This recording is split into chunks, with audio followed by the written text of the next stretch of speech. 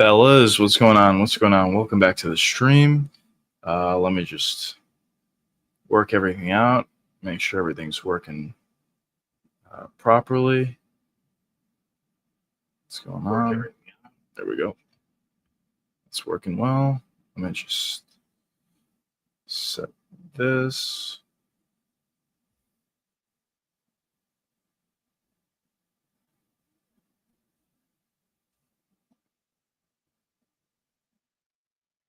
Just set that goal quickly. Let's throw this into gear. There we go. Where did I put my? There we go. Let's just pop this up. 1 second, boys. While I'm doing this, I'll just allow some of you guys to join the stream.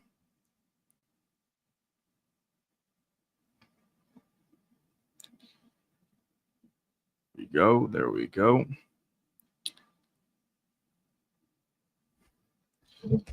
All right. First off, I just wanted to say sorry for not streaming the last few days. On Friday was July 4th. I figured most of you guys were kind of just hanging out with friends or with family anyway, so I didn't hop on for a live stream on Friday. On Saturdays, I don't normally not live stream unless there's a UFC event going on, and obviously there wasn't this week or this weekend. And for Sunday yesterday, it was kind of just an extended weekend, I guess. So I apologize for not hopping on to a live stream, but we're definitely continuing with our normal schedule from here on out. Weekdays, 8 p.m. every single day during the week. And on weekends, we stream on Sundays at 2 p.m. Eastern time. Now, as I said, sometimes I'll stream on Saturdays as well. Maybe do a little bit of a watch along, or maybe I'll do an instant reaction to a certain card, depending on what the card is, how good it is, or whatever. And I will let you guys know in advance if I'm going to be doing that, or I'll let you guys know the week of. So yeah, but we got some interesting news over the weekend, to say the least. And the first thing that we got was this. Donald Trump and Dana White were talking about a potential White House UFC card, which would be pretty crazy. A lot of fans were, not expecting this. And I think this would be a great thing for the sport, to be honest. A lot of fans, including myself, have talked about the UFC just not being, innovative enough, putting together cards in unique places, putting together cards that actually have a lot of talent. And I think a card like this would demand a lot of talent to be on this card from top to bottom. And we already see some reactions from some of the biggest stars in the UFC. Two guys that we thought we'll never see again in the UFC, two guys that we thought would be retired in Jon Jones and Conor McGregor, have both shown a lot of interest in this potential card. Jon Jones tweeting, he likes this about this. He tweeted a couple other things as well about this White House card. He's already back in the testing pool, which I think is also a key.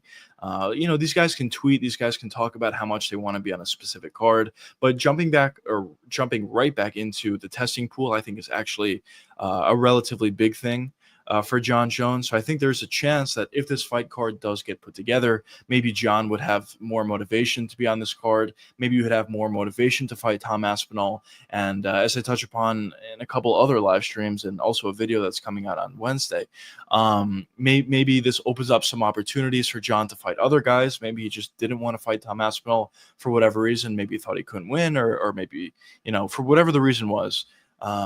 Maybe this was what he needed to get back into the sport. Now, listen, Jon Jones has not been, an amazing guy over his career, and as of late, he definitely took a lot of years off of Tom Aspinall. Tom Aspinall should have been the champion for a while, or should have got a bunch of title defenses at this point. But it is what it is, I guess. Tom is currently the champion, and we'll see what happens going forward from there. As I touch upon, Conor McGregor even talked about being potentially on this UFC card. For Conor, I think it's a lot less likely than a Jon Jones, just because Conor hasn't entered the testing pool. Conor has also done this a bunch of times where he says he's excited to fight a certain guy, whether that's Michael Chandler, whether that's a Justin Gaethje, or whether that's somebody else. But once it comes down to actually fighting, we saw it with Michael Chandler for over 2 years. It just seems like Conor's not at this point willing to fight, or not at this point willing to put in the work uh, in order to make weight as well as train every day, and of course be successful in a fight.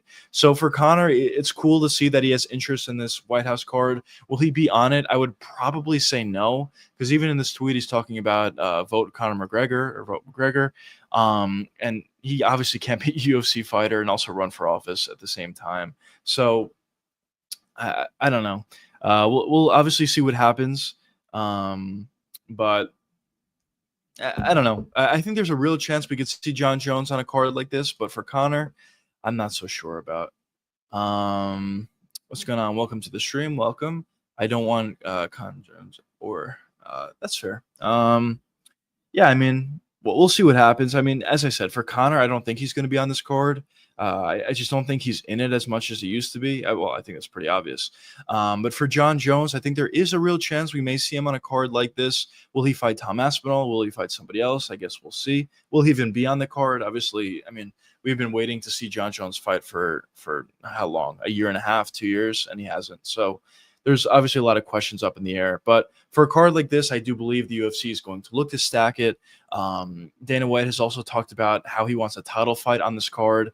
So we'll see who that title fight will be. Obviously, it's going to be a little bit far away from this point. It's going to be a little less than a year away from now. So there's a lot of time to figure things out, to put a card together, to figure out who's going to be on the card. I'm sure a lot of guys are going to want to be on it. And we'll see what they're able to put together. And obviously, there's a lot of moving parts. Doing something like this is very historic. And who knows if it's even feasible. At this point, I know Trump and as well as Dana White and the UFC are certainly working on this, but we'll see what they're able to come up with. It'll be really interesting to see what does end up happening with that. Now, as I said, though, in terms of John Jones or Conor, are they going to be on the card? I don't know. Conor, most likely not. John, I'll say like maybe a 40% chance he's on the card, but I'm not super confident for either one of those guys. So we'll see what other big names they can put on that card. But we'll see. It is kind of unfortunate, I guess, that there's no U.S. champions at this point officially after John Jones, relinquished the belt. But I don't know. Maybe we'll get a title fight involving an American on that card. I'm sure a bunch of Americans will be on that card as a whole, and we'll see what they're able to put together. So that's definitely very interesting, and we'll see what happens there. Obviously, outside of that, we have this is officially fight week. We didn't have a fight last weekend, unfortunately, but this upcoming week we have a card coming up. Taliesin Teixeira versus Derek Lewis as the main event. I talk about this card and this fight specifically a couple different times. I do fully expect I do fully expect Taliesin Teixeira to beat Derek Lewis in this fight. And the reason why I feel that way is just for a few different reasons. The reason why I feel that way is because I just think Taliesin Teixeira it hits obviously extremely hard, as well as he's pretty fast, and he's just very physical. And I talk about this a lot, but I think physicality is extremely important at the MMA level. And especially once you get higher and higher up in the ranks or up in weight classes. It's like at heavyweight, it's the pinnacle of physicality, and that's the most important thing. So when you look at Taliesin Teixeira, we haven't seen much of him. Obviously, we saw a contender fight. We saw him fight Justin Tafa, and in that Justin Tafa fight, it was a really short fight. But what we have seen from Teixeira is a couple different things. He obviously hits extremely hard. He was able to land a flush elbow on Tafa, essentially finishing him from there. And Tafa is known to be a guy with a great chin and a tough guy to finish. So the fact that Teixeira was able to finish him so quickly, obviously, is a great sign for him going forward. But we also saw him be able to take a shot. In his Contender Series fight, regardless of what the competition was, he was getting hit a decent bit. And he was able to take all those shots with relative ease and continue to push forward. So I do believe there is a real future for Taliesin at the heavyweight division. As I said, just being able to take shots and land shots extremely hard and hurt your opponents, I think is honestly enough to be a top 5, top 8 guy in the UFC heavyweight division. It's unfortunate that the heavyweight division has gone back that far, I guess, but that's kind of the current state of the UFC heavyweight division at this point. And for Derek Lewis, I talked about this a bunch of times, but for Derek Lewis, obviously he hits really hard and he can take a shot decently well, I would say. But the problem about Derek is he kind of just gets into a brawl, and if he lands great. He's going to find a knockout, but if he doesn't land, he's probably going to get knocked out. And unfortunately, in this fight against Taliesin, I kind of think the latter is true for Derek Lewis, where Talison's going to utilize his range, as he does have a significant reach advantage on Derek Lewis as well. So I think he's going to be utilizing a range to where Talison's able to hit Derek, and Derek is not able to hit Taliesin. So I do believe it's going to be a pretty early TKO or possibly even a KO for Taliesin, maybe round 1 or round 2, but of course we'll see what happens in that fight. Derek Lewis is always dangerous. He still has a lot of power, regardless of how old he is and regardless of where his skill set is at this point. So you always have to worry about that. But I definitely heavily favor Taliesin Teixeira in this fight. Then after that, for the co-main event, we have an interesting one. Wonderboy Thompson versus Gabriel Bonfim. I think this could be a little bit of a binary fight to an extent. Just because if this fight is stuck on the feet, if Gabriel is not able to take down Wonderboy, I do think Wonderboy is going to have a lot of success. Gabriel does have really good physicality. He hits really hard and he can take a shot really well, which I kind of just talked about for Taliesin on a reason for why I think he's going to win. But at the welterweight division, I think physicality is definitely important, but I don't think Gabriel Bonfim has an ungodly level of physicality. So I do think if the fight were to stay on the feet, Wonderboy Thompson would be able to get the better for the most part of Gabriel Bonfim. He would have to avoid a couple of big shots, but most importantly for him, he's going to have to avoid the ground at all costs. If Gabriel's able to get a takedown, I think he's going to find a submission victory. But this whole fight is going to be determined on whether or not he can find that takedown. And I think the winner will be determined on that. But if I had to give an official prediction for this matchup, Wonder Boy has been a guy who's definitely struggled a lot in the past with getting taken down in the UFC. So I do believe that Gabriel Bonfim will eventually be able to find a takedown on Wonder Boy, and I think he'll find a submission once he's able to do so. But we'll see. That could definitely be an interesting fight as well. After that, we have Calvin Kattar and Steve Garcia. I think this is going to be an absolute banger. It's almost a guarantee to be an absolute banger. Calvin Kattar has a great box. He's a great boxer, great striking, definitely goes for it a lot. And Steve Garcia certainly goes for it a ton. He takes a lot of shots in his fight, but he really goes for it at the same time. So I do believe both of these guys are going to be pushing forward. Maybe Steve Garcia a little bit more so on the front foot, but both of these guys are going to be going for it. I think there's going to be a lot of huge shots landed on both sides. I think this is probably going to be the fight of the night if I had to guess an early prediction. But if I had to predict this fight, I think I lean slightly with Steve Garcia at this point. Calvin Kattar is really good, and maybe I would even give him the edge in terms of his boxing. The only problem with Calvin is he's taken a lot of damage throughout the years, and he's kind of on a downtrend to an extent. I mean, he did lose to Aljamain Sterling in his last fight, kind of got ragdolled. Not saying that Steve Garcia fights the same way, because he definitely doesn't, but I kind of feel like Calvin Kattar's on the decline, and Steve Garcia is kind of on the uptrend. So I definitely do lean with Steve Garcia. I think he's going to be able to land a big shot, and he's going to be able to win. But that should be a really good one as well. Next, we have Nate Landwehr and Morgan Charrier. I think similarly to the Calvin Kattar and Steve Garcia fight, this is going to be a really fun one as well. I think both of these guys are really going to go for it. With Morgan, he does a great job at throwing kicks on the feet, mostly body kicks, leg kicks. That's kind of what he's known for in the feet. He doesn't have great boxing. We saw that exposed in a couple of his fights. And for Nate Landwehr, he's a guy who doesn't have amazing skill really anywhere, but he does go for it a lot. He has really good cardio. He can take a shot really well. He can certainly strike to an extent. Not an amazing striker, not amazing power, but he can strike. And he kind of does well when he's able to drown guys. So we'll see if he's able to drown Morgan Charrier. But if I had to give a prediction, I think I would lean towards honestly, I'll go with Nate Landwehr. I think he'll be able to be on the forward pressure. As I said, Charrier doesn't have great boxing. So if Nate's able to get in that boxing range, I think he can get the better of Charrier for the most part. He's going to have to avoid some of those body kicks and maybe some of those head kicks as well. But outside of that, I don't really think Charrier has much on the feet. He does have a power advantage over Nate Landwehr, but essentially everybody does over Nate. Next, we have Dewan Lane, who changed his name, and Vitor Petrino. This is going to be, a fun fight, I think. A lot of action in this fight, but I don't think it's going to be a technical fight at all.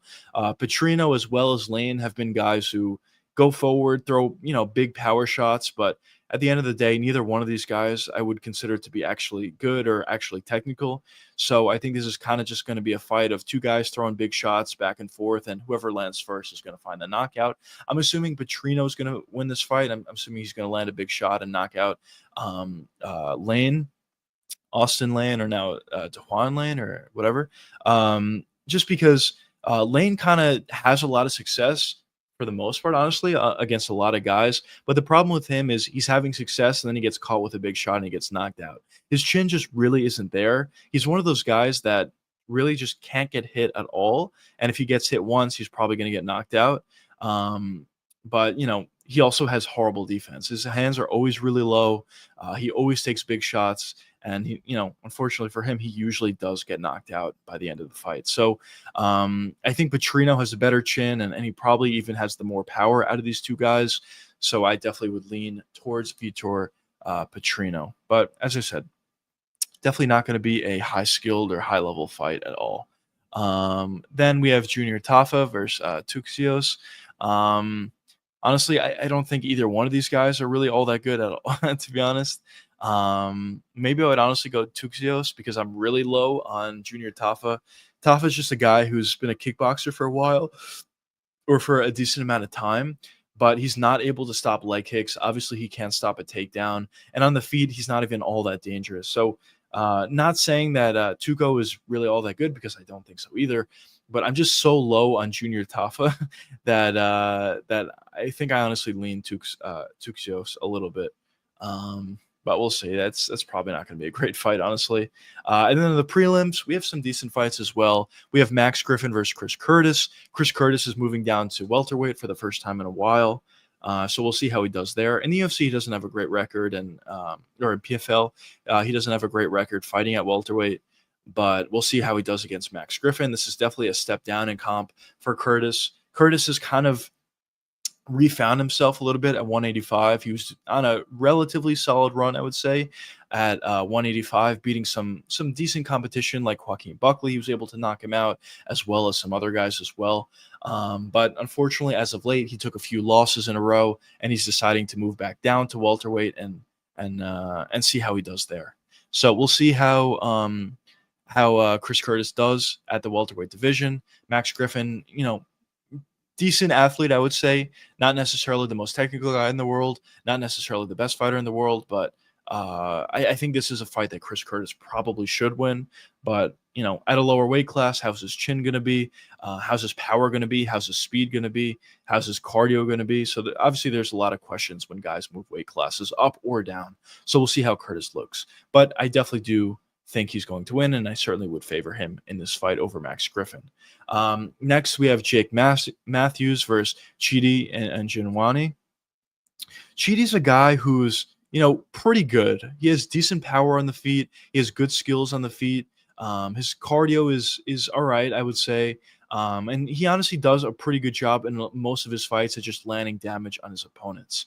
The times where Chidi really struggles, we saw this extensively in his fight against RoboCop, is when, his opponents don't go away. He's very explosive early, but as the fight does prolong, he starts to fade a little bit. He starts to get weaker. His shots don't have as much sting on them anymore, and he's susceptible to being finished at that point. That's exactly what we saw when he fought RoboCop.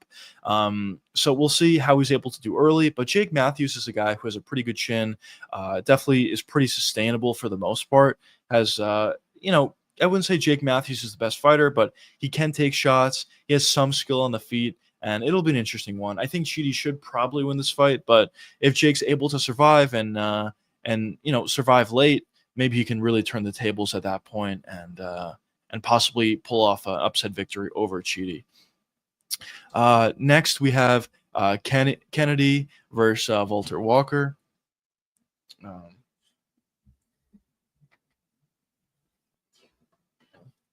Sorry about that. But next we have Kennedy versus Walter Walker. This is kind of an interesting fight. This card is kind of filled with guys I don't think are all that good. One second, boys. One second.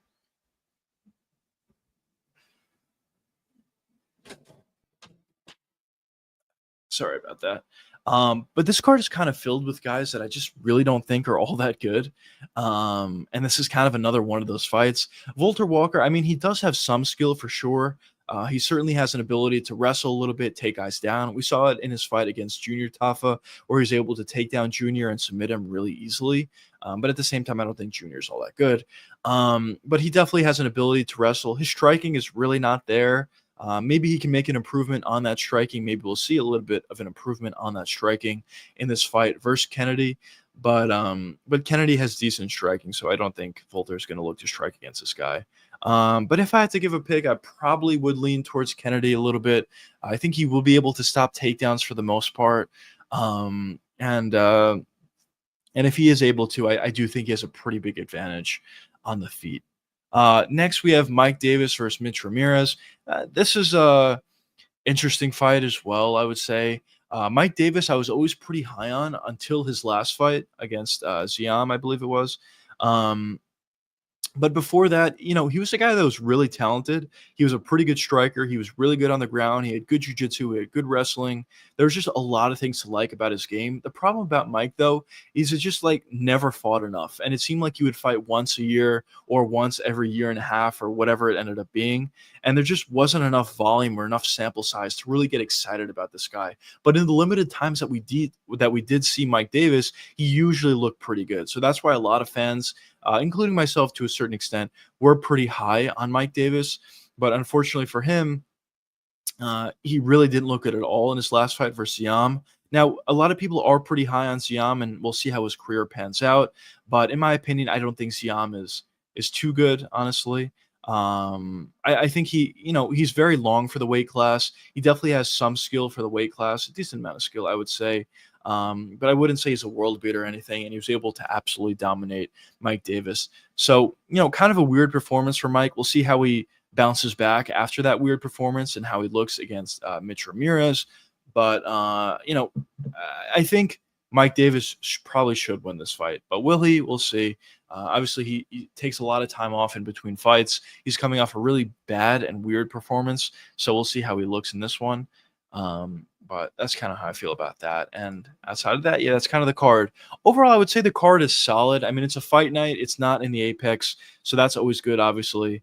In terms of the fights themselves, no fights I would say are amazing, but there's a lot of fun fights, I would say, and some decent ones as well. Like the main event, Taliesin versus Derek Lewis. I think that's going to be a really fun one. I think that's almost a guaranteed finish. Wonder Boy versus Bonfim. I think that's also a fun one.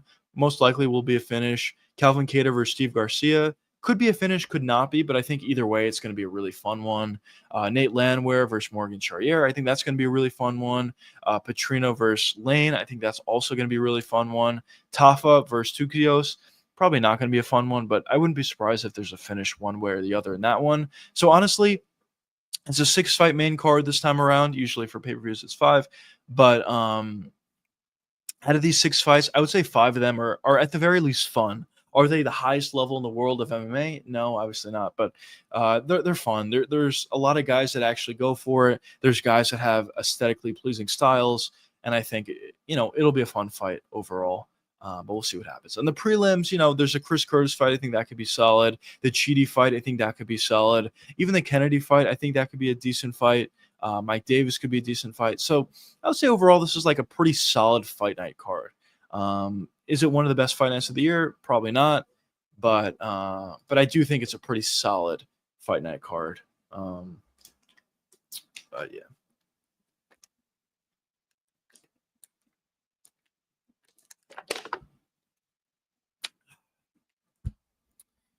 A little bit of a quieter live stream today as opposed to some other times, but I get it. I haven't been streaming in a little bit. As I said, I'm supposed to be streaming every day during the week, as well as Sundays at 2 p.m. Eastern time. But for anybody who's joining a little bit late, I wasn't able to stream on Friday. But I'm sure most of you guys were, with family or with friends anyway on Friday. But on Sunday, I also wasn't able to stream. So kind of a long time since I last saw you boys. The last time I streamed was on Thursday. So I get it. But as I said, we're getting back to our main streaming, schedule every day during the week, 8 p.m. Eastern. We'll also stream on Sundays as well at 2 p.m. Eastern, and we'll get back to it. Um, what's going on, brother? Welcome to the stream. Welcome to the stream.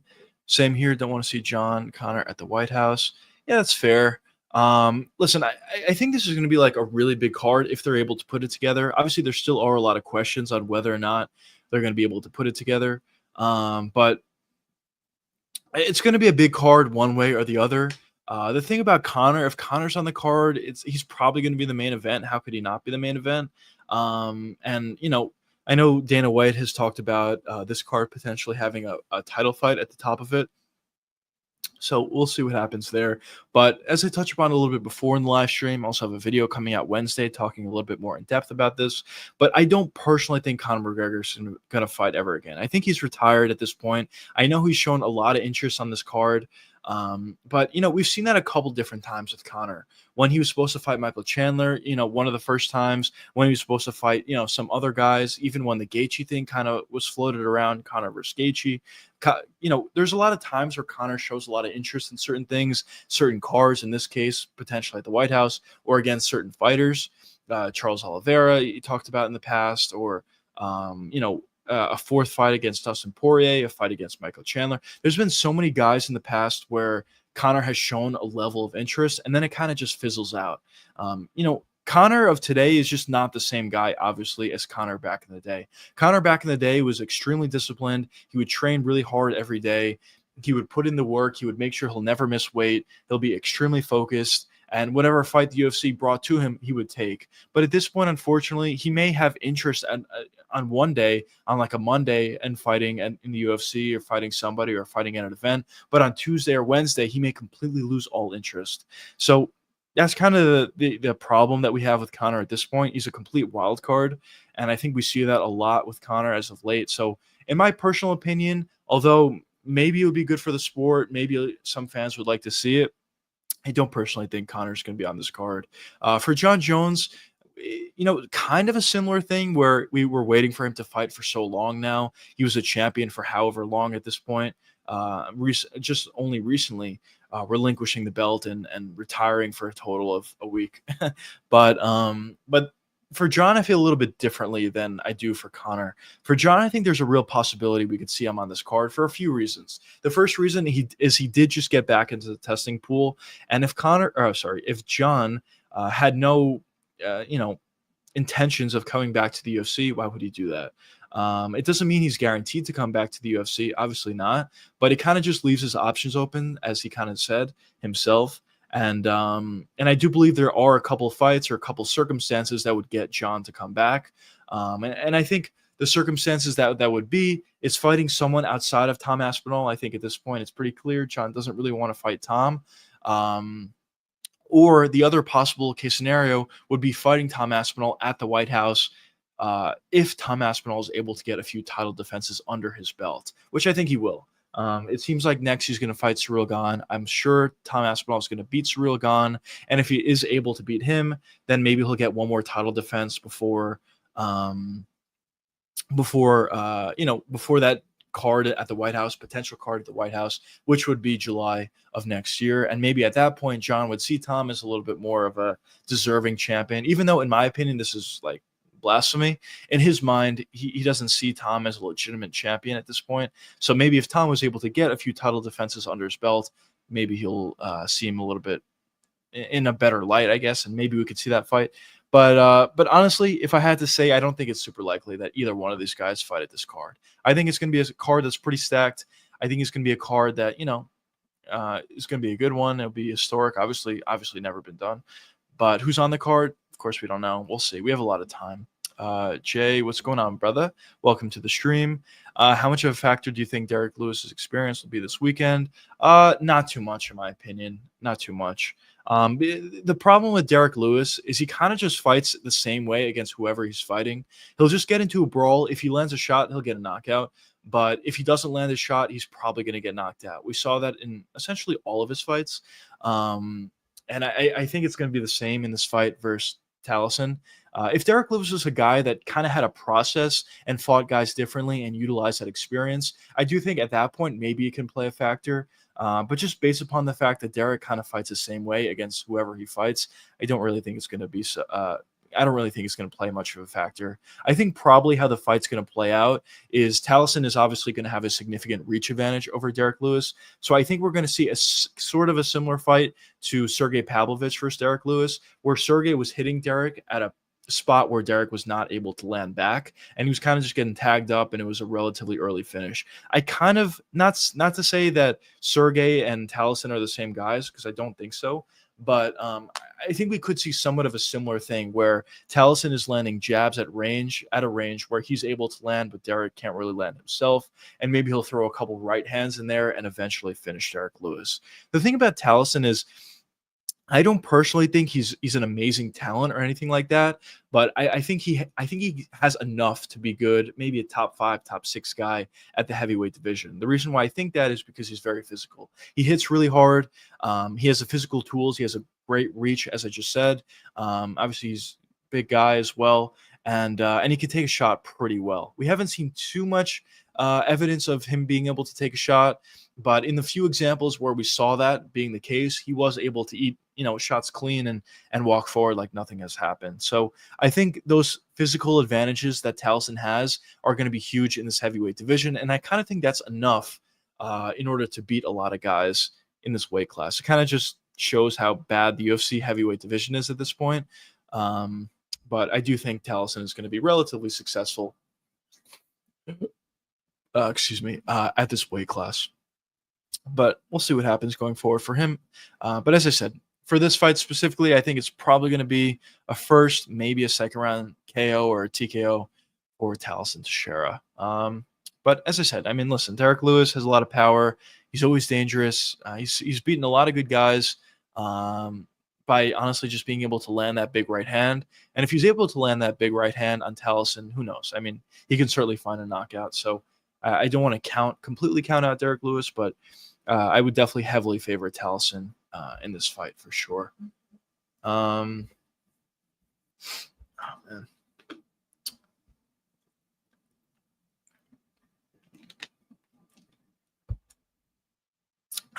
But yeah. So that's kind of what we have going on for this weekend. Obviously, the previous weekend, we didn't really have a card, but this upcoming weekend, we got the Taliesin Teixeira fight and Derek Lewis.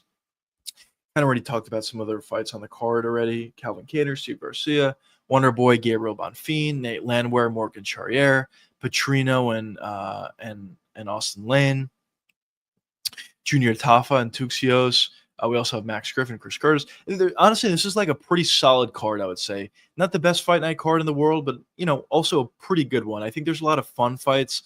Highest level fights in the world? Probably not. But a lot of fun fights, I think. Yeah, I got tickets, so I'm excited if Taliesin can finish. Oh, congrats, bro. Have fun. I think it's actually going to be a fun card. So yeah, it should be fun.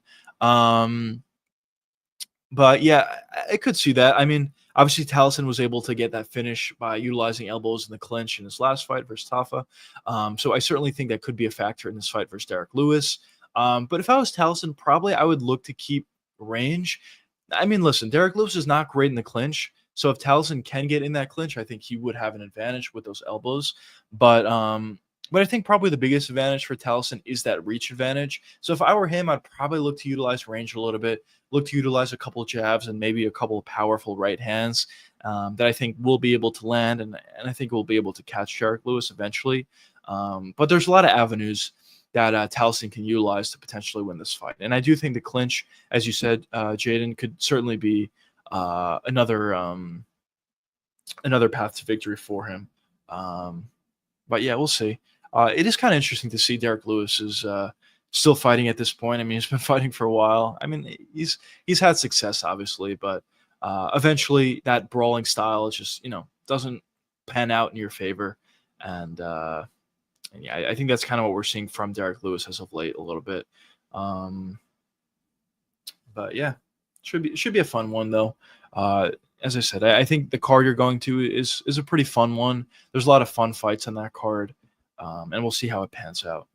Uh, but yeah, let's see. Let's check out Twitter if we got any news coming out or anything. Sometimes I just like to check um,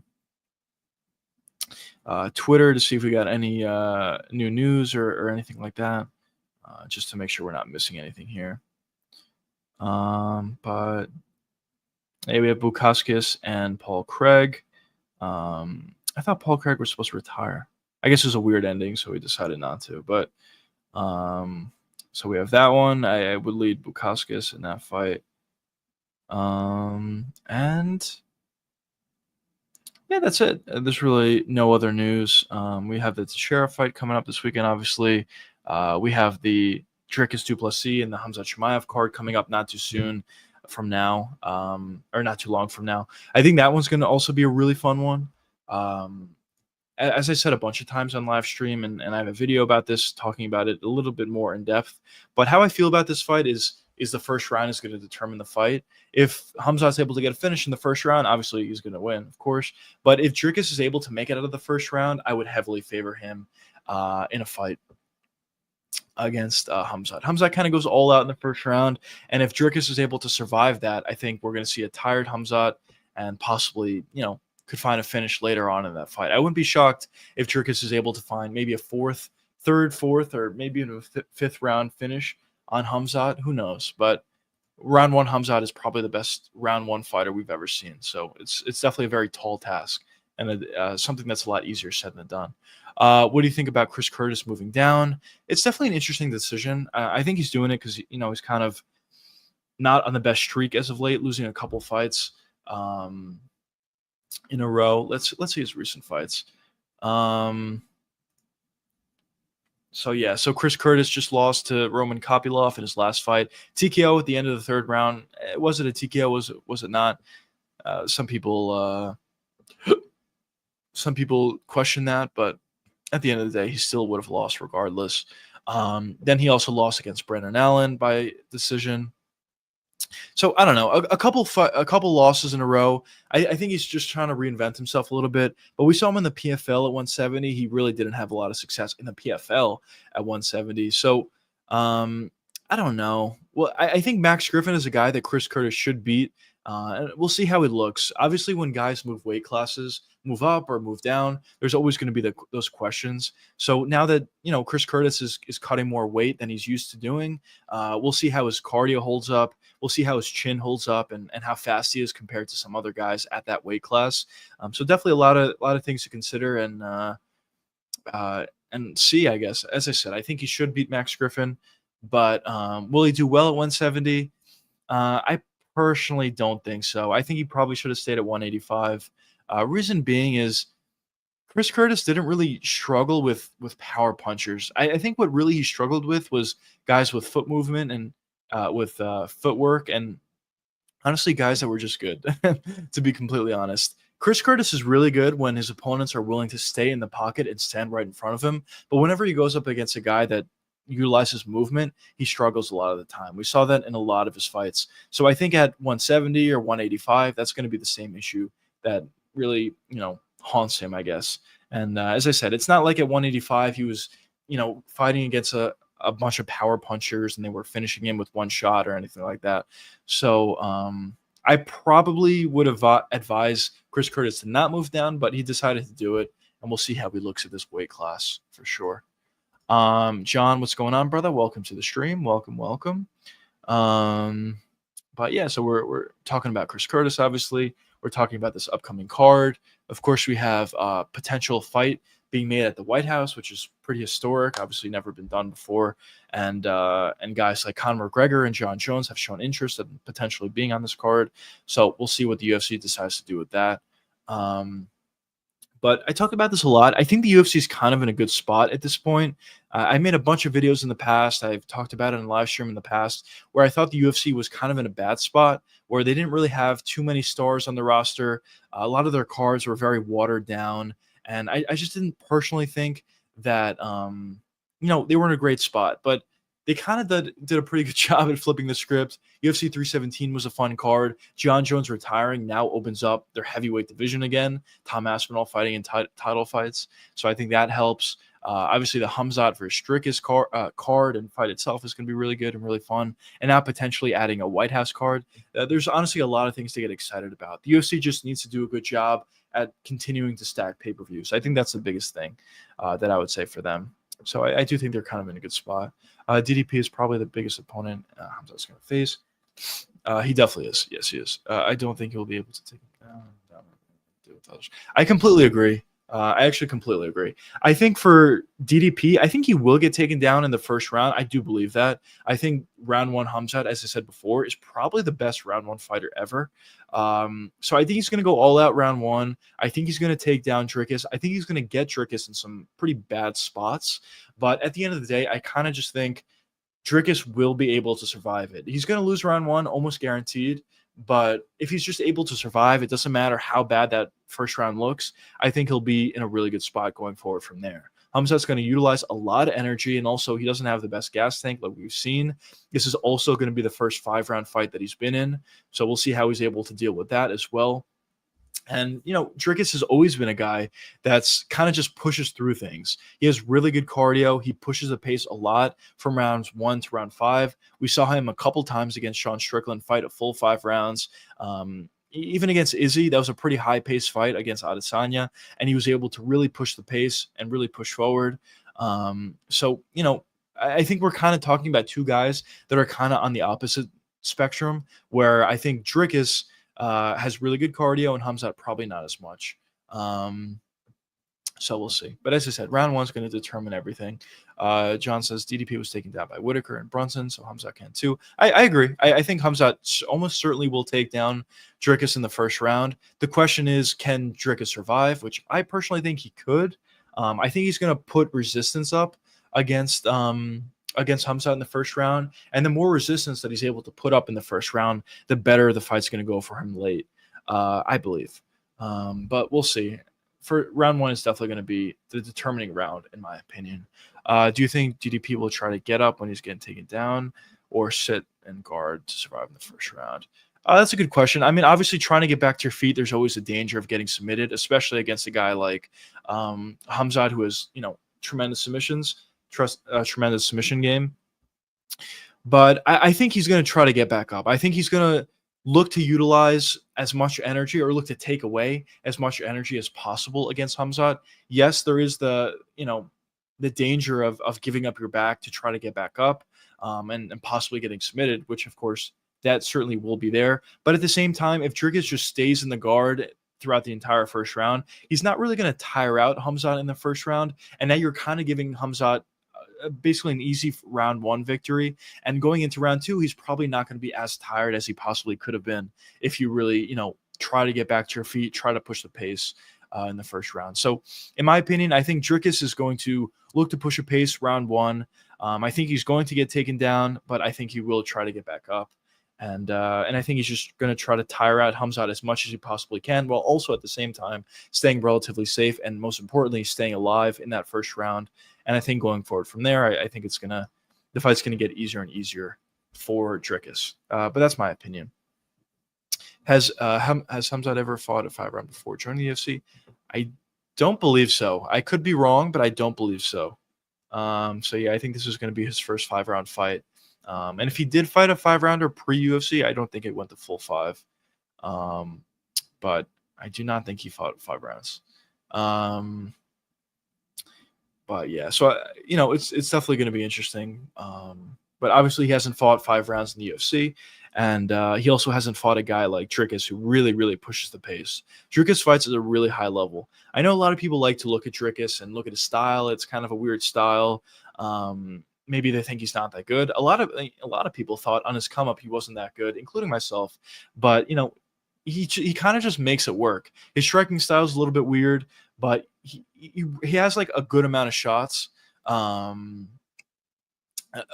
good amount of shots to go to. He has a jab. He has a right hand. He can switch stance as well. He has good leg kicks. He has good body kicks, good head kicks. There's a lot of things that Dricus can do on the feet. And most importantly, I talk about this in a lot of my videos, but he's very, very physical. He can take a shot really well. He hits really hard. In the wrestling, he's very strong. Yeah. And on the ground, obviously, he has good skill as well. Good wrestler, really good jiu-jitsu practitioner. And in my opinion, there's a lot to like about Dricus. Um, so it'll probably be Dricus's toughest test of his UFC career thus far, almost definitely. But I think the same could be said for Hamzat as well. So this should be a really, really fun fight. Fun fact: Hamzat has fought in India. That's pretty cool. Um, that is definitely pretty cool. But yeah. So this is gonna be the toughest fight for both of these guys for sure. Um, yeah.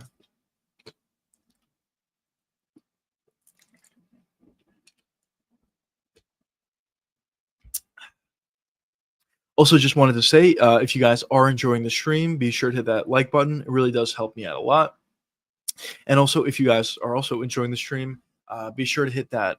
Be sure to drop a super chat if you guys want to. Of course, obviously, no obligation, but it does obviously help me out a lot.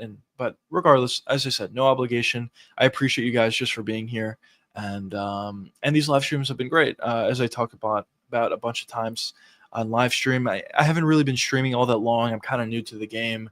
I'm kind of looking to implement new things to the live streams, maybe make them a little bit more interesting. But just sitting here and answering your guys' questions, talking about fights, talking about the UFC certainly has been really fun. And I really have been enjoying these live streams thus far. And just YouTube in general, kind of turning into a YouTuber and, building my life honestly around that. It definitely has been a change from what I'm used to, but it has been really, really fun. And it has been fun, kind of stepping up the content level as of late with more videos, obviously a bunch of live streams, and more on top of that as well.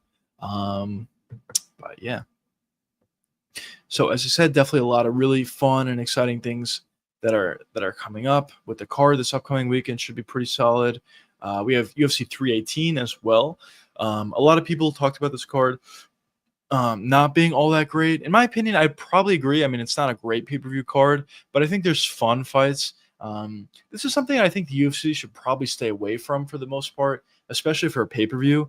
When you look at UFC 318, Max Holloway versus Poirier, Dan Ige versus Pitbull, um, you also have Paulo Costa versus Kopylov, Michael Johnson versus El Huber, and that's the main card. Brendan Allen versus Marvin Vettori. That's the main card. The problem with that is there's a lot of fun fights. I think a lot of these guys are gonna, put together fun fights.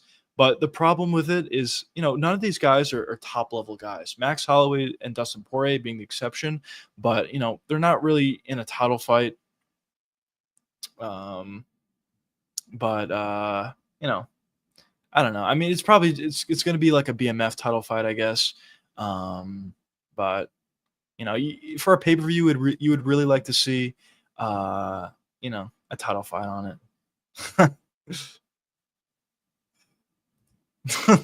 My bad, bro. My bad. Straight out my spine. But welcome to the stream though. Jay says, "How do you think Holloway's chin will hold up now that he's been KO'd?" I talked about this a couple times on the stream, but when you talk about guys that have great chins and they're quote unquote cracked, I don't personally think that I don't think that their chins are going to be all that bad in their next fights. We saw this with Kamaru Usman. We saw this also with Justin Gaethje as well. Both of those guys were KO'd for the first time in their careers, for Usman at least. And for Gaethje, he was also KO'd pretty bad after having an amazing chin, taking a lot of shots over the years. And in their next fights, both of those guys, their chin was completely fine. Usman was able to take a huge knee from Leon Edwards. He was able to take some big shots as well from Hamza Chimaev, even moving up a weight class as well. And for Justin Gaethje, he was able to take some big shots from Fiziev in their fight. So I personally think Holloway's chin is going to be fine. I think the reason why his chin was quote unquote cracked is because he went up against Ilia Topuria. Topuria just puts combos together really nicely, and he also obviously hits extremely hard. We saw that him at 145, he's essentially knocking everybody out outside of Josh Emmett somehow. I don't know how that happened, but even besides that, he moved up to 155, and he was able to knock out both guys that he fought at that weight class as well. So I think, basically, long story short, I think Holloway's chin is going to be fine in this fight. But we will see. I think he'll be able to take shots from Dustin Poirier for the most part. Poirier does hit hard. He does, have good counters and whatnot, and possibly he could land a nice counter on Max Holloway and potentially hurt him, potentially finish him. Of course, anything is possible. But in my opinion, I think how the fight's going to go is Max is going to be much better suited for 155 this time around than he was last time. And I think he's going to be able to take shots maybe a little bit better. I think he's going to hit a lot harder, be able to put a lot more sting on the shots that he does land on Dustin Poirier. And at the end of the day, I do lean with Max Holloway winning this fight. But obviously, can never count on Dustin Poirier. It is his retirement fight. He's fighting in front of his home crowd. There's a lot of motivation for him, but we'll see. We'll see what happens. What's going on, brothers? What's going on? But yeah, just look at some other fights on that card. Danny Ige versus Pitbull. Yeah, it's kind of whatever. I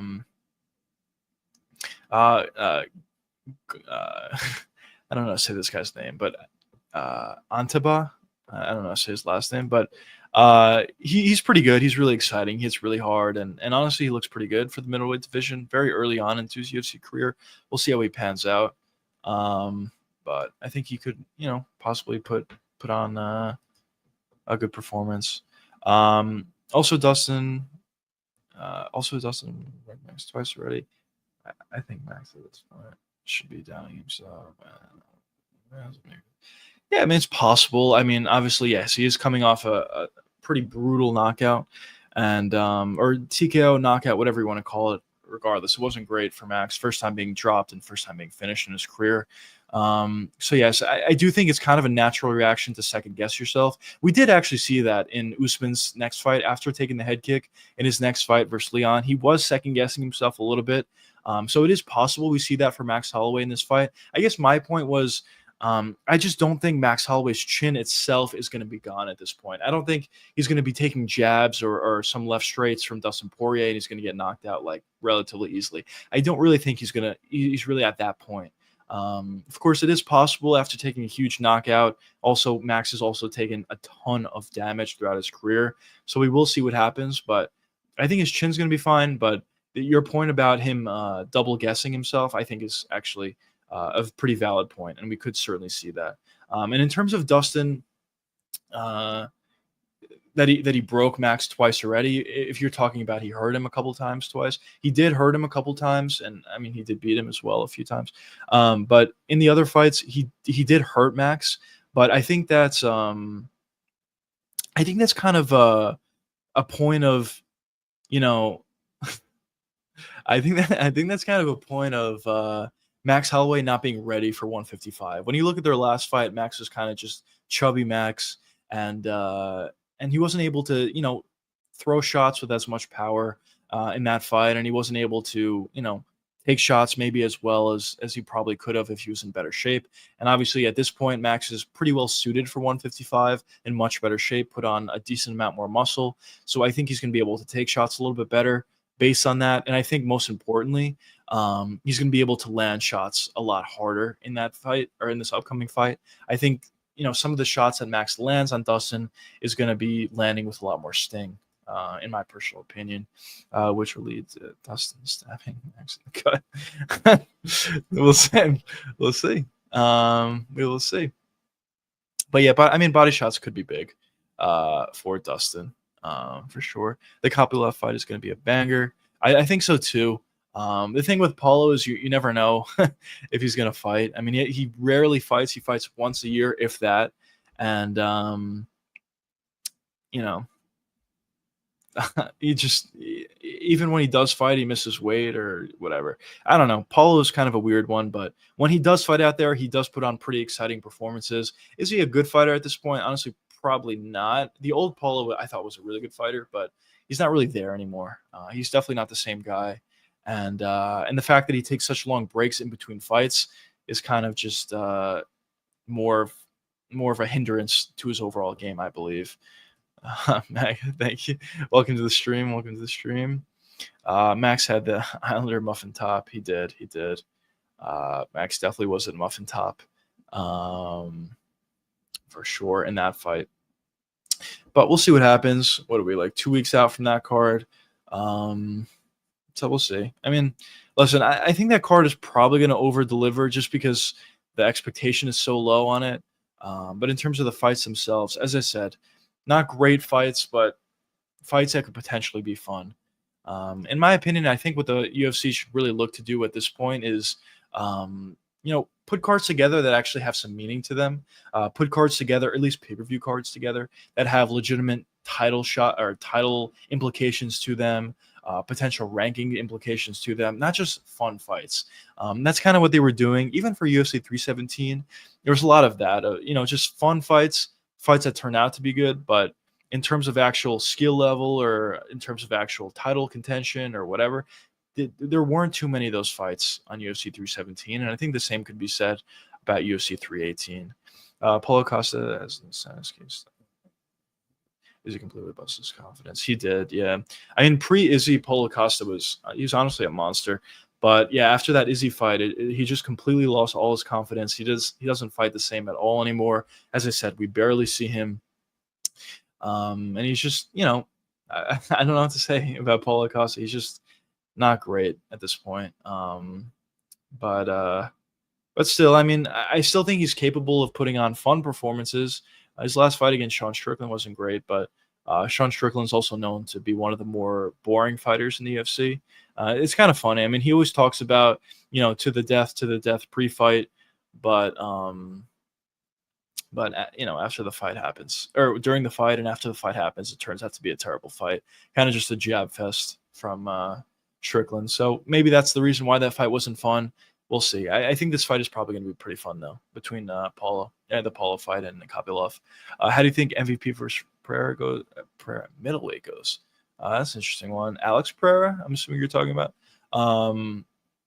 I would lean with Alex Pereira for sure. The thing about Alex at this point is he's seen a lot of styles. Has he seen an MVP style? Maybe not. I mean, that's a very unique style.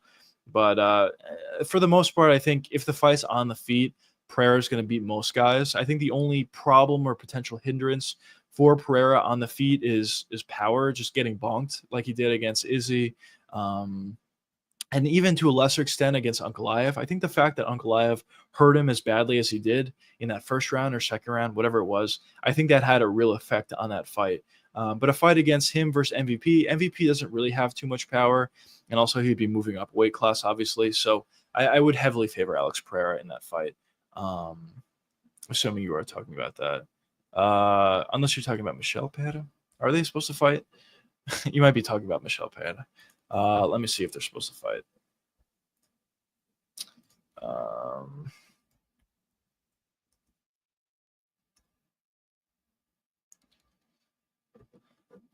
Let's see.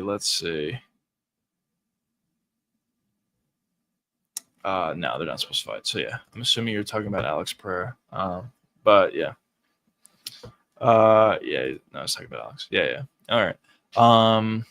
So yeah, that's kind of my thoughts. I think the leg kicks are going to be pretty big in that fight as well. I think Alex just has a lot of options. Obviously, has the power advantage. Not too much power coming back his way. And he's just seen a lot on the feet. I think he's just a little bit too good at this point for most other guys. So yeah, I do think he'll win. I think MVP is fighting Cannonier. I did hear that as well. I think that is happening. It's a very weird fight, honestly. But I do lean Cannonier in that fight. I think Cannonier is just a lot more proven. I think he's also just a little bit better. MVP is a good fighter, I would say. He has a really unique and interesting style. And if guys are willing to fight him on the feet and fighting that range, he's going to be a really hard guy to beat, honestly. But the problem about MVP is he doesn't really have much outside of that. If guys clinch up with him, if guys take him down, he just doesn't have too much, in my personal opinion. And I think Cannonier is not going to be looking to fight at space versus MVP. I think he's going to be in the clinch a lot in this fight. In that clinch, he'll be able to land elbows. maybe even go for takedowns. I wouldn't be surprised if he did look for takedowns in this fight as well. And on the feet, when they are in space, I think what Cannonier is going to do for the most part is just look for leg kicks. MVP has been a guy that historically has struggled with leg kicks a lot. So I think, landing a bunch of shots on those legs is kind of going to make a couple of things easier for Cannonier. MVP is not going to be able to have as much power if one of his legs are shot. Obviously, the movement's not going to be the same as well. Yeah, and takedowns are going to be easier for Cannonier. So I think leg kicks are going to be a big part of his game plan. I think it's going to lead to a lot of success. And yeah, I do heavily favor Cannonier in a fight versus MVP, for sure. And then for Michel Pereira, just looking this up quickly, his next fight is against Marco Tulio. Pereira is kind of an interesting one at this point. I think he actually does have a lot of skill. He's super athletic. What are we lagging here? Yeah, I'm just trying to stream and grow my page a little bit just to get a few bucks. And when I do, I'm definitely going to be getting a new computer. This thing has been like overheating every one of my streams. And for the most part, I think it's okay. I mean, let me know what you guys are seeing on your end, if the streams are all right. But there are some times where I just, my computer starts tweaking out and I start glitching pretty bad or lagging pretty bad. But I think we're right now. But anyways, for Michel Pereira, I mean, he's a really interesting one because I actually think he is pretty good. On the feet, I think he has good skill. He hits really hard. Even on the ground, I mean, he's not going to look to wrestle, but if the fight does go to the ground one way or the other, he does have a pretty good ability to submit guys as well.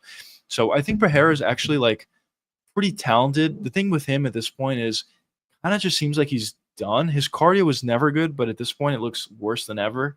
It kind of feels like he has like one explosion at this point and he's completely gassed, which you're probably not going to finish anybody with one explosion. And if he's not able to finish his opponent, he's going to lose because he's so gassed. So it is a little bit unfortunate, but that's kind of how I see Pereira's career at this point. I kind of think he's done, honestly. If his cardio is as bad as it has been as of late, and especially in his last fight, his cardio was really bad.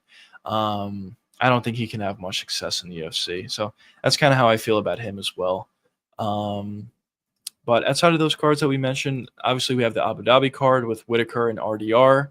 That's a really good one. I honestly lean RDR. I think RDR has a real chance to, kind of do a similar thing to what Dricus was able to do. RDR kind of has a weird style a little bit, and maybe not the most aesthetically pleasing style, and maybe a style where a lot of fans may think he's not all that good. But for the most part, I think RDR is just very effective. On the feet, weird striking, but somewhat effective. In the clinch, he's really good, can land knees and elbows like we saw him do against Bo Nickel. And on the ground, I think RDR has a lot of success. And if he's able to take down Whitaker, I think he's going to have a lot of success. Obviously, that's a lot easier said than done. Whitaker has historic takedown defense. He's really good against wrestlers. And we'll see how RDR is able to do. The only reason why I think he has a chance in this fight, and maybe even why I would favor him, is just because RDR kind of does things a little bit differently than most wrestlers. He's not just going to shoot. He's going to look to, utilize some striking, unorthodox striking on the feet, to say the least, get in the clinch, land damage in the clinch, and then go for a takedown. So he kind of does things a little bit differently than other guys. And I think that's going to play a role in this fight at RDR potentially getting takedowns. And even besides that, I think there is a real chance that Whitaker is washed to a certain extent. I mean, he did fight Hamzat in his last fight, but after his teeth caving in, according to him, for the second time in his career, who knows how that's going to play out in this fight. If RDR goes for a submission, especially rear naked choke, even if he's over the chin, like, who knows? Whitaker's teeth could just bash in again, and he could lose a fight like that back to back, which would certainly suck. But I mean, it is possible after something like that happens once, or in his case twice, it could definitely be more susceptible to happening again. So we'll see what happens in that fight. So I definitely do lean with RDR. Then we have Mosar Evloev versus Aaron Pico. I think this is probably the number one contenders fight, and the winner of this is going to fight Volkanovski. I initially thought, based on the rumors, that Yair Rodriguez was going to get the next fight against Alexander Volkanovski. He was going to get the title shot. I thought it was ridiculous. I mean, he's on a one fight win streak versus a guy coming over from Bellator who's also, like 39 years old. And the performance wasn't even a good performance. And also, on top of all those things, he lost and got finished by Volkanovski in the past. So I always thought that was weird. But apparently that fight is not happening. Yair is fighting somebody else. And it seems like this is going to be the number one contender fight. So either Movsar or Aaron Pico is going to fight Volkanovski. And for Movsar, I mean, finally, if he is able to win this fight, he should have gotten the title shot a while ago. So finally, he could potentially be able to get a title shot at this point. And for Pico, I mean, that'd be a pretty crazy introduction to the UFC, beating Movsar Evloev, who's, been one of the boogeymen, I guess, at 145 for a little bit of time now. And then being able to get a title shot against one of the greats in Volkanovski, and potentially even winning that and becoming the champion. I mean, there's a real pathway here to for Pico to have a really good start to the UFC. Now, are those things going to happen? I probably would say not. I lean towards Movsar in that fight versus Pico, but Pico is certainly the more dangerous fighter out of the two. Movsar doesn't have any finishes. But I think with Movsar, he's just pretty good. He's pretty good everywhere. Good striker, good wrestler, good submissions, good jiu-jitsu. There's a lot to like about Movsar. So I'm assuming he's going to win, and I'm assuming we're going to see Movsar versus Volkanovski. And in that fight, I would lean towards Volkanovski. But definitely a good one there as well.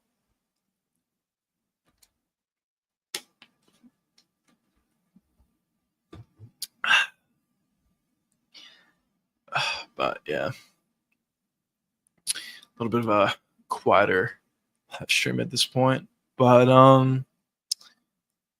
yeah, I mean, if you guys have any last second questions, I'll be sure to answer any of your guys' questions. I think people are maybe not available or whatever, but yeah, I mean, it's been pretty fun. Live streaming and whatnot, and we'll see how all this pans out and whatnot, but we'll see what happens. Definitely a lot of exciting things for the UFC coming with this potential White House card. We'll see what Conor does, what John Jones does, who else would potentially be on that card. A lot of questions yet to be answered, but I talked about this a little bit from UFC 317 and on. We have a pretty good stretch here. I thought UFC 317 was a really fun card, a lot of finishes, a lot of good performances. This upcoming fight night, I think, is also a pretty good one with Teixeira, Derek Lewis. Solid for a fight night. Then we have UFC 318. Not the best for a pay-per-view, but solid fights, I would say, overall. Then we have the Whitaker versus RDR fight night, which I think is going to be very, very good. I think that's a great card. Then after that, we have an Apex card, unfortunately. The one after that, I believe, is another Apex card, but it's honestly a solid one. Fluffy Hernandez versus Delitse, Alex Perez versus Steve Erceg, Elijah Smith versus a UFC newcomer, I think. I've never seen this guy before. Tashumi. I don't know. He's not a UFC newcomer. All right. But yeah, I mean, solid fights, I guess. But I'm almost positive it's an Apex card, so it's probably going to suck. And then we have UFC 319, which I think is going to be very, very good. Dricus versus Hamzat. I mean, that's probably the best fight the UFC could put together at this point, outside of Ilya versus Islam. Then you have Cannonier versus MVP. I talk about this fight. I think it's a weird one, but I think Cannonier is going to win. It's a co-main event, actually. It's interesting. I think Cannonier is going to win that fight, though. Olajaychik versus Mearshark. Honestly, that's not a great fight for a main card of a pay-per-view, but I guess whatever. Then you have Barbosa versus Jakar Close. Also not a great fight for a main card, especially a main card featuring Hamzat and Dricus. But that could be fun, I guess. Edson Barbosa usually puts on fun fights. I don't think this is in order. All right, I think that's why. Yeah, I don't think this is in order. So yeah, that's just on the card. Then you have Bobby Green versus Diego Ferreira. That could be fun, I guess. I think probably Bobby should retire at this point, but could be fun. Ruzaboya versus Brian Battle. I think that is going to be really fun, actually. So that should be good. Kaya Sakura versus Tim Elliott. Be cool to see Kaya Sakura. I know a lot of guys are really not high at all in Kaya Sakura after him getting submitted by Pantoja. But in my opinion, I actually am high on him. He had some success against Pantoja, landing some big shots. He's obviously very exciting for 125. He hits really hard for 125 as well. And, Kai getting taken down and submitted by Pantoja, I mean, he's doing that to everybody. So, I don't think it's really him submitting Kai is really saying that Kai sucks or Kai is really not that good. I think it's more so just saying that Pantoja is that good. So in my opinion, I'm still pretty high on Kai Sakura, and we'll see where his career goes from here. But yeah, that one should be a fun one. Alexander Hernandez versus Chase Hooper, that could be all right. And then we have Jessica Andrade versus Lupe Godinez. All right. I mean, probably would look to add a couple more fights to this card. Maybe look to bolster a potential main card a little bit more than they do currently at this point. But there's some fun fights, I would say. But definitely the main one is Dricus versus Hamza. That's really the fight that most people, including myself, are looking forward to. And then after that, we have the I believe this card is in China. We have Zhang Ming Yang versus Johnny Walker. They're really trying to kill Johnny Walker. He's probably just going to get knocked out, unfortunately. Then you have Aljamain Sterling versus Brian Ortega. That's a really fun fight, actually. I kind of think Aljamain's going to win that fight, but that's a fun one. That's a really good one, actually. And that's kind of a fight that I was talking about before that has like legitimate championship contention. Like if Aljamain Sterling beats Brian Ortega, he's relatively close to a title shot. Maybe one more win and he gets one. But that definitely has championship implications on that fight, and should be a really good one. Two very high skilled grapplers, and we'll see how they do against each other. Aljo kind of just went up against a really high skilled grappler in Movsar, ended up losing, but it was a very close decision. And Aljo definitely had a lot of success on the ground, going for takedowns and scrambling really effectively. So we'll see how he does against Ortega.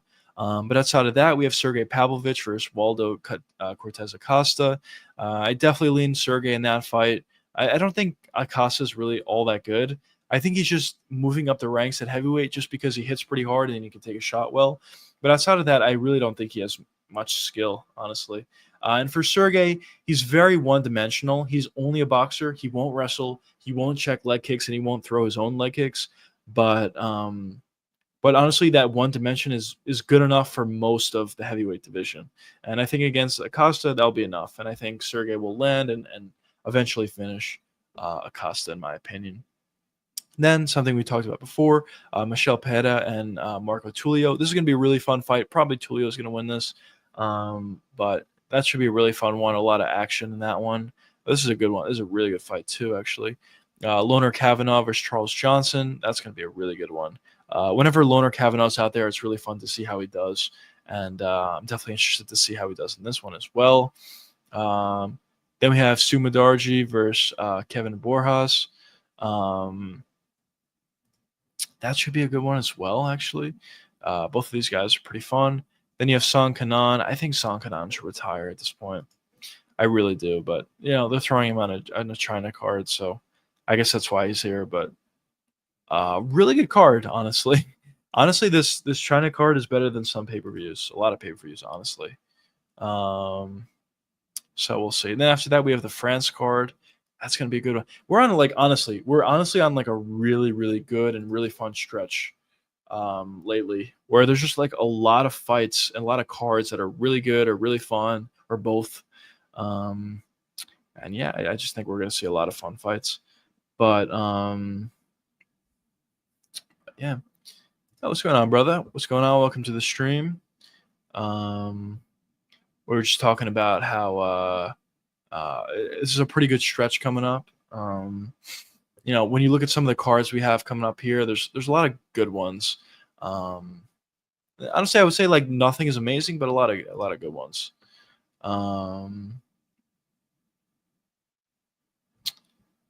John, MVP fighting Cannonier, UFC 319. Yes, he is. He is.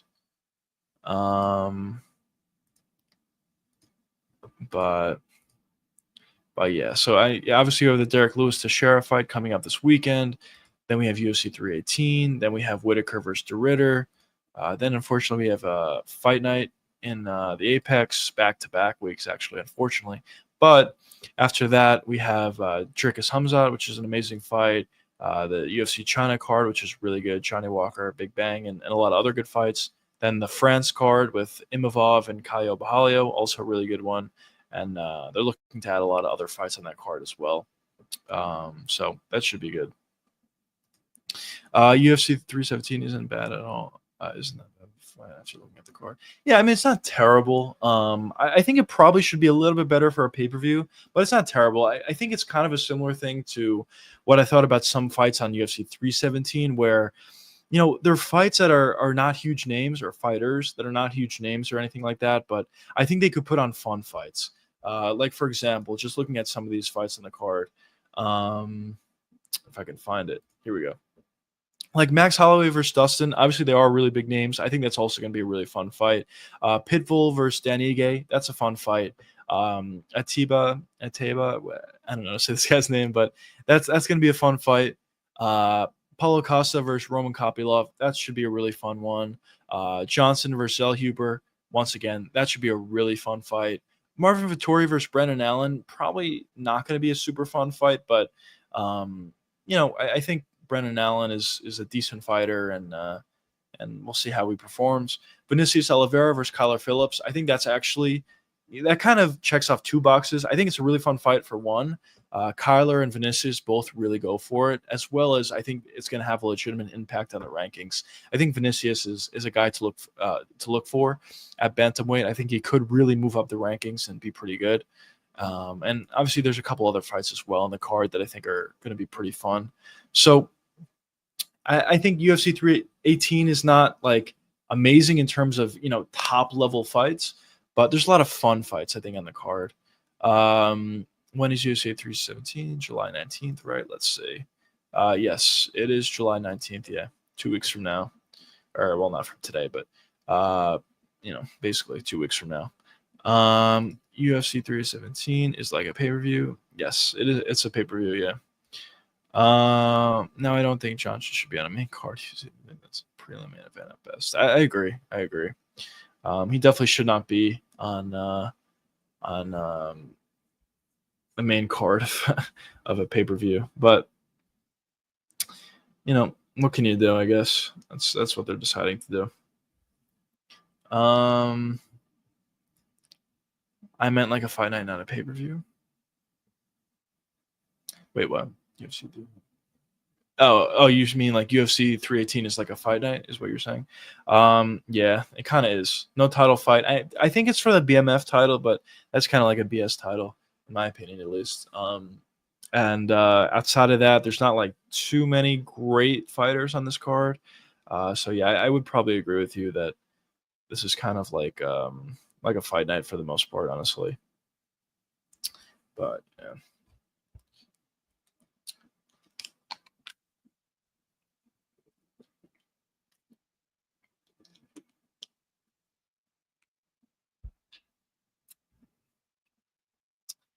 Don't remember it. Yeah, they haven't went in a really long time.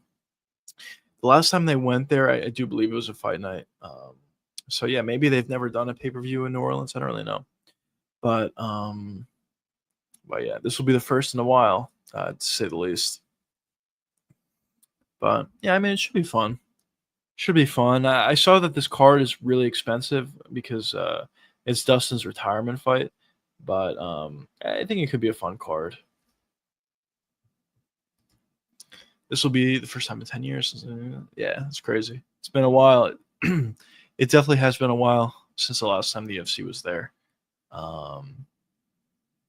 So yeah, we'll see. We'll see how it goes. We'll see how it goes. I am personally optimistic. I think some of these cards coming up are going to be fun at the very least. And I guess honestly, what more can you ask for than fun cards? Obviously, you would like to see the top fighters fight, and then eventually they will. But on some of these cards that are coming up, I think we're going to see a lot of fun fights. Yeah. But I know The Neil Magny fight is off. I mean, that was not. It was like a low level fight, and also I thought it was a boring fight as well. I know that fight's off, whatever. But one thing that I will say is maybe they'll look to add a replacement fight to that card. Maybe they can add a fun fight to replace that, which would be pretty cool. Um, but yeah, people keep saying UFC 318 will beat.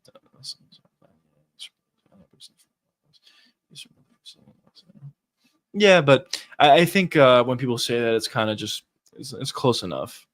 Um, a lot of guys, like for example, when they go to New York, a lot of guys are from Long Island, or if they're from New Jersey, they'll say it's their homecoming, or vice versa.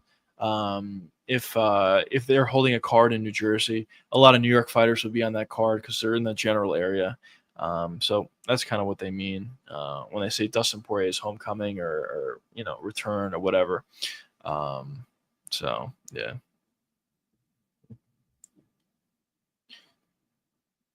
But yeah. Um, yeah, we're kind of booked for a while, actually. We have a bunch of fights booked. Oh man, I just realized. Damn. I'm actually flying out. I'm going on a trip on August 16th. I just realized that was for Dricus vs. Hamzat. Man, I'm gonna have to figure out how to watch that. That's gonna suck. But yeah, there's a lot of fights booked. A lot of pretty good cards, actually. Also, we have Diego Lopez and Gene Silva for UFC Noche. That's gonna be a really fun one as well. But yeah, John Jones is from Rochester, New York. That's a good 6-7 hours from New York City. John isn't a part of New York. Yeah. No, yeah, he is from upstate New York.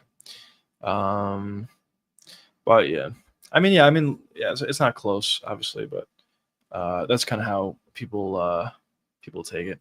One of my friends went to a barber of that John Jones went to, or used to go to, so that's pretty cool. But yeah, he lived upstate. Now he lives in Albuquerque. But yeah, Jones is from upstate New York. Yep. But yeah.